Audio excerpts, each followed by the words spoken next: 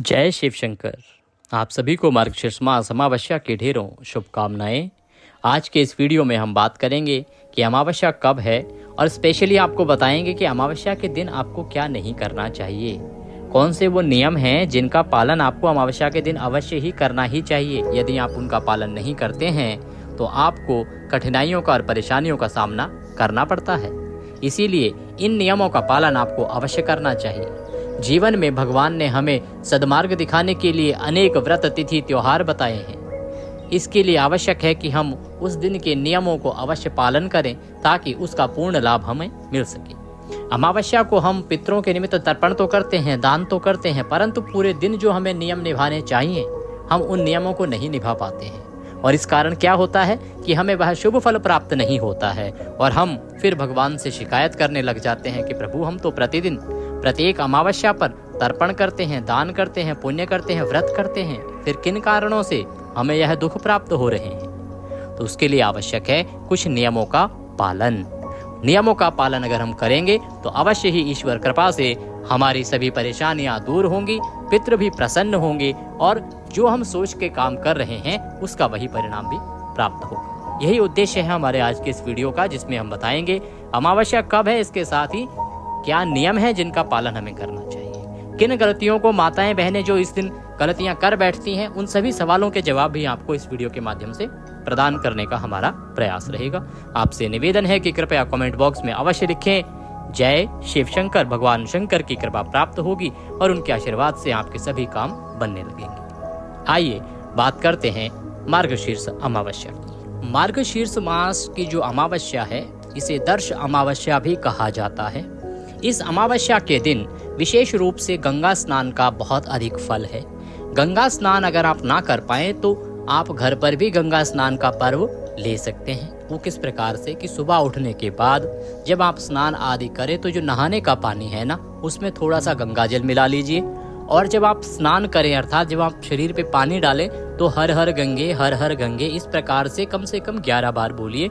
आपको अवश्य ही गंगा स्नान का फल प्राप्त होता है और ये बहुत ही कल्याणकारी भी होता है, क्योंकि सभी के लिए संभव नहीं है कि आप अमावस्या पर या प्रत्येक अमावस्या पर गंगा स्नान के लिए जाएं। तो आप इस नियम को बना लें, देखिए आपके जीवन में बहुत ही कल्याणकारी परिवर्तन आने लगेगा। अब बात कर लेते हैं कि पूजा किस प्रकार से करनी है अमावस्या के दिन। यदि आप व्रत करते हैं तो क्या नियम रहेंगे, कैसे आपको व्रत करना है। यदि पितरों का तर्पण आदि करते हैं तो कैसे करना है। सबसे पहले व्रत के नियम से आरंभ करेंगे और उसके बाद पितरों के तर्पण तक आगे चलेंगे। उठने के बाद, स्नान करने के बाद आपका जो पूजा स्थल है उसकी साफ सफाई करें। अगर आप व्रत कर रहे हैं तो व्रत में पूजा होती है इस दिन भगवान शंकर, माता पार्वती और गणेश जी की। उनकी पूजा के निमित्त आपके पास उनकी तस्वीर होनी चाहिए, कोई प्रतिमा या मूर्ति होनी चाहिए। एक लोटे में जल लीजिए, उसमें थोड़ा गंगा जल मिला लीजिए। रौली होनी चाहिए, मौली होनी चाहिए, थोड़े से अक्षत चावल होने चाहिए, पुष्प होने चाहिए, फूलों की माला है तो उत्तम है, और धूप तथा दीप आपके पास होना चाहिए और कुछ मिठाई, मीठे में जो भी आपके लिए उपलब्ध हो सके वह उपलब्ध रखिए। इस सामग्री के साथ आप पूजा करेंगे। स्थान पर बैठ जाएं। स्थान पर बैठने के बाद अगर आपके मंदिर में पहले से ही भगवान शंकर, माता पार्वती, गणेश जी विराजमान है तो अति उत्तम है। अगर नहीं है तो आप कोई तस्वीर लीजिए, उनको पहले स्थापित कीजिए। स्थापन मंदिर में कर सकते हैं, आप चाहें तो किसी लकड़ी की चौकी पे कर सकते हैं, और वो भी नहीं है तो आप जमीन पे भी कर सकते हैं, कोई दोष नहीं है। क्योंकि जैसी आपके पास सुविधा होगी वैसे ही तो पूजा करेंगे ना आप। ऐसा नहीं है कि सुविधा नहीं है और आपको बड़ा सिंहासन ही लेके आए। भगवान ऐसी कभी कामना भी नहीं करते किसी से। भगवान हमेशा भक्त की श्रद्धा देखते हैं और वो किस काबिल है उसके अनुसार वो पूजा करे, यही देखते हैं। तो जहाँ भी आपके लिए संभव हो वहाँ पे आप भगवान की तस्वीर रखेंगे। उस स्थान पर पहले गंगाजल युक्त जल, एक लोटे में जल लेने को हमने बोला, उसमें थोड़ा गंगाजल मिलाया और उस जल से थोड़े से छींटे दे दीजिए। फैलाना नहीं है जल को, थोड़े छींटे दीजिए। इसे पवित्रीकरण कहते हैं। पवित्रीकरण के बाद अब भगवान को आसन देना होता है। तो आपके पास थोड़े फूल होंगे, पुष्प, तो पुष्प जो है उनको थोड़ा सा बिखरा दीजिए उस स्थान पर। ये भगवान के लिए आपने आसन प्रदान किया है। अब उसके ऊपर आप भगवान की तस्वीर, प्रतिमा जो भी आपके पास है उसको रख दीजिए। पूजा आरंभ करते हैं। सबसे पहले अपने हाथ धो लीजिए। अब हस्तो प्रक्षालनम, सर्वप्रथम अब संकल्प लिया जाएगा, उसके बाद आगे का कार्यक्रम आपको बताया जाएगा। संकल्प लेने के लिए सीधे हाथ में जल लीजिए। दक्षिणा के रूप में 1 रुपए का सिक्का कम से कम रखिए और 3 बार बोलिए ओम श्री विष्णु, ओम श्री विष्णु, ओम श्री विष्णु। अपना नाम, अपना गोत्र, जिस स्थान पर आप बैठ के संकल्प कर रहे हैं वहां का मकान नंबर, क्षेत्र का नाम, शहर का नाम, मार्गशीर्ष मास से अमावस्यायाम पुण्यतिथियों, अमुक वासरे, जो भी वार है वह बोलिए। प्रभु आज के दिन हम अमावस्या व्रत पूजन करने का संकल्प करते हैं, इसको हम सफलतापूर्वक कर पाएं इतनी शक्ति हमें दें और इसे स्वीकार करें। वह संकल्प भगवान के चरणों में छोड़ दीजिए, भगवान को प्रणाम कीजिए। अब हम भगवान की पूजा आरंभ करेंगे। पूजा आरंभ करने के लिए आपने कभी भी देखा होगा, जब आपने पूजा कराई होगी उसी विधि से हम पूजा कराएंगे। अंतर सिर्फ इतना होगा कि वहाँ हम मंत्र भी साथ में बोलते हैं, पंडित जी होते हैं इसलिए, या हम बैठे होते हैं तो मंत्र बोलते हैं। सामान्य जन के लिए मंत्र बोलना संभव नहीं है, इसीलिए विधि वही रहेगी। मंत्र के स्थान पे आप क्या कर सकते हैं वो बताएंगे। और ये जो बताने जा रहे हैं ये शास्त्रोक्त जानकारी है, शास्त्रों में वर्णन है इसका, कि सामान्य जन इस प्रकार से यदि पूजन करता है तो उसका वही फल है जो किसी ब्राह्मण को बुला के, किसी पंडित जी को बुला के पूजा करवाने से मिलता है। आइए बढ़ते हैं आगे। सबसे पहले भगवान को पाद्य अर्घ आचमनी प्रदान किया जाता है। तो 3 बार जल से छींटे दीजिए, जो गंगा जल मिला हुआ जल है ना लोटे में, उससे 3 बार छींटे दीजिए। साफ वस्त्र से पोंछ दीजिए। ये सब करते समय कोई मंत्र अगर आपको नहीं आता है तो केवल बोलिए ओम नमः शिवाय, ओम नमः शिवाय, ओम नमः शिवाय, ओम नमः शिवाय। केवल ओम नमः शिवाय बोलिए, उससे बड़ा कोई मंत्र नहीं है।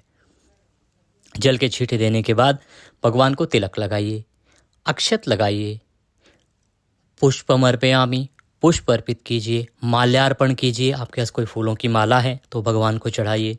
धूपम दर्शयामि, दीपम दर्शयामि, धूप आपके पास है, धूप दिखाइए भगवान को, दीप दिखाइए भगवान को। ये 4 उपचार हो गए। 5वां उपचार होता है नैवेद्य समर्पयामि। नैवेद्य में आपके पास या तो कोई मिठाई होगी, मिठाई नहीं है तो कोई फल होगा, ऋतु फल आपके पास होगा, वो भी नहीं है तो मिश्री के कुछ दाने लीजिए और वह नैवेद्य के रूप में भगवान को चढ़ा दीजिए। इसके बाद भगवान को जलाचमनी कराएंगे। जलाचमनी के लिए लोटे में जो जल है उसमें से थोड़ा सा जल लीजिए और वह भगवान को अर्पित कर दीजिए। यह जलाचमनी हो गई। ये होती है पंचोपचार पूजा। जैसे कोई भी अतिथि हमारे यहाँ आता है, पहले हम पैर धुलाते हैं, हाथ मुंह धुलाते हैं, उसके बाद उनको पानी पिलाते हैं, तिलक करते हैं, तिलक करने के बाद हम भोजन आदि कराते हैं और फिर पानी पिलाते हैं। इस प्रकार की जो विधि है ये संपूर्ण विधि ही पूजा है। भगवान को बुलाया, उनको आसन दिया, उनको पैर धुलाए, स्नान कराया, तिलक किया, पूजन किया, भोग लगाया और जल पिलाया।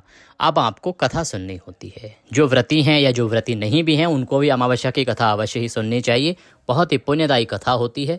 कथा आपके पास है तो आप पढ़ें, नहीं है तो आपके इसी चैनल पर, देवभूमि चैनल जिसे आप देख रहे हैं, इसी पर प्रत्येक अमावस्या की कथा सुनाई जाती है। न केवल अमावस्या, इसके साथ साथ एकादशी, चौथ माता, जितने भी व्रत होते हैं सभी की कथाएं समय समय पर इस चैनल पर सुनाई जाती हैं। तो अमावस्या की वह कथा आप चालू कर दें, अपनी वीडियो यहाँ पे प्ले कर दें, उसको सुने।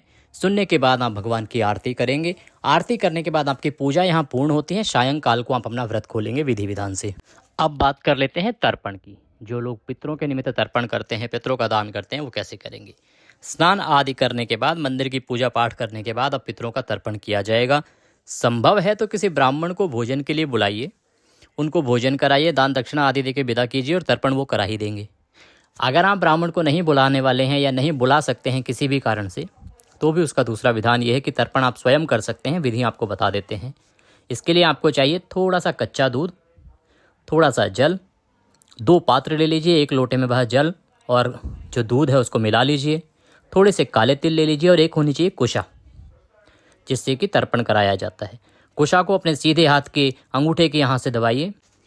हाथ में थोड़े से काले तिल रखिए और उसमें जल डालना शुरू कीजिए जिसमें कि आपने दूध मिला रखा होगा। जब आप यह तर्पण कर रहे हैं तो आप बोलिए ओम पितृश्य तर्पयामि, पितृश्य तर्पयामि, पितृश्य तर्पयामि। जिन पितरों का आप तर्पण कर रहे हैं उनका नाता, रिश्ता, नाम आप बीच में प्रयोग कर सकते हैं ताकि उनका तर्पण भी हो जाए। प्रकार से जब तर्पण पूर्ण हो तो उसमें जो कुशा आपने ली है उसमें गांठ लगाइएगा और गांठ लगा के वह उसी जल में छोड़ दीजिएगा। ये जो जल है ये जल चढ़ाना है आपको किसी पीपल के पेड़ पे। सूर्य को नहीं देना है, सूर्य देव को ये जल नहीं चढ़ाना है, ध्यान रखिएगा।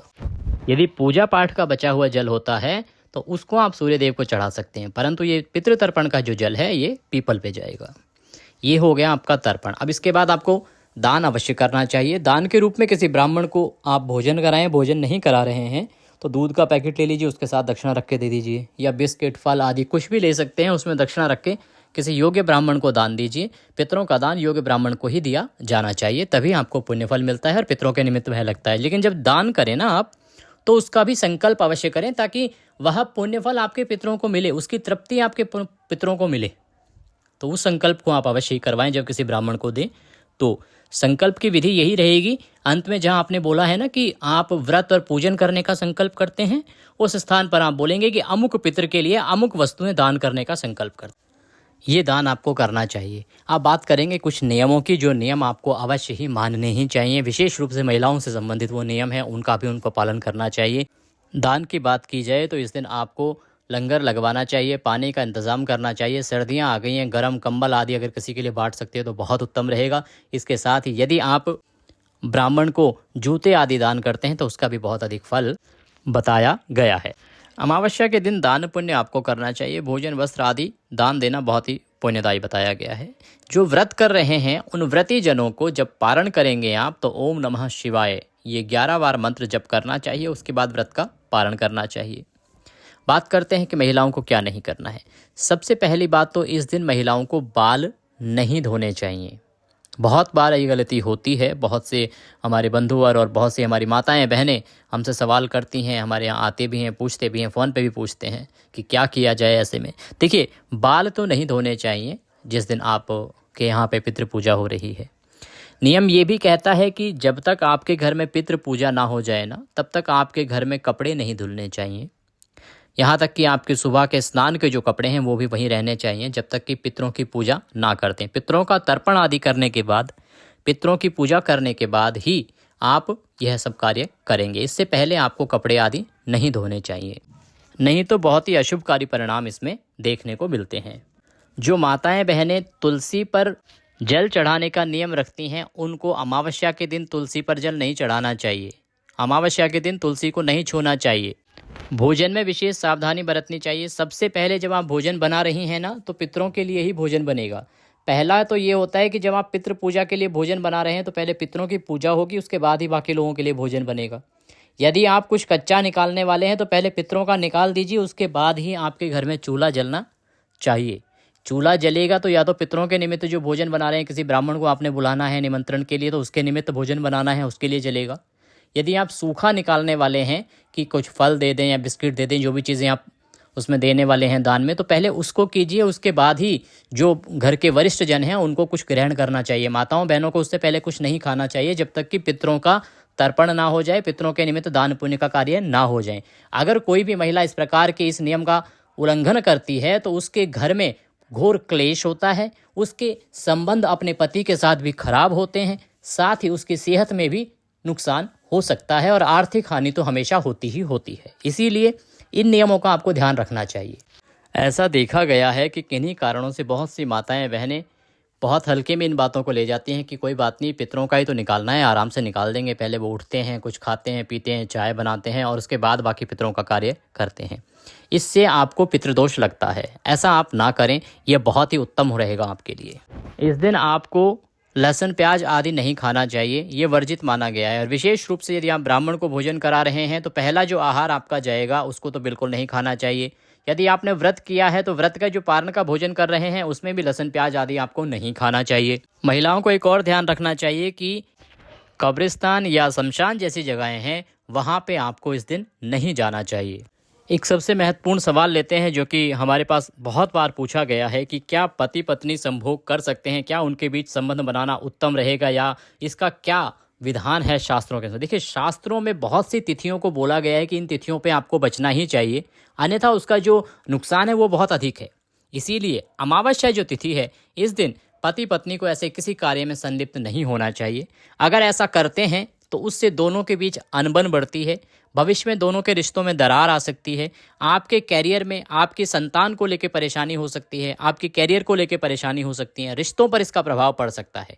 शास्त्रों में कुछ और तिथियां भी बताई गई हैं, उससे संबंधित वीडियो हमने पहले भी बनाया है, उसको अवश्य देख लीजिएगा। पर अमावस्या पर भूल कर भी आपको सहवास जैसी क्रिया से बचना चाहिए। ये आपके लिए हितकर बिल्कुल नहीं होगा और आपके लिए हमेशा ही हानिकारक रहता है।